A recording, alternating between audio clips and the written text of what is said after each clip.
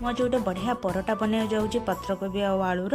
नमस्कार, जय जगन्नाथ। मो मिनी ब्लॉग को आपण मोस्ट वेलकम। गोटे कड़े ना तेल जीरा छोट छोट करके रसुण कंचा लंका पियाज पकई भाजी देला पत्रकोबी पकई भल भाव भाजीदे से हलदी टी लंका गुंड पकईकी टे भल के भाजीदे ये स्वाद अनुसार भी लुण पकई मुझे सिजा आलू करके रखी चकटिकी से मुझे लुण पकईकी घाटी देली।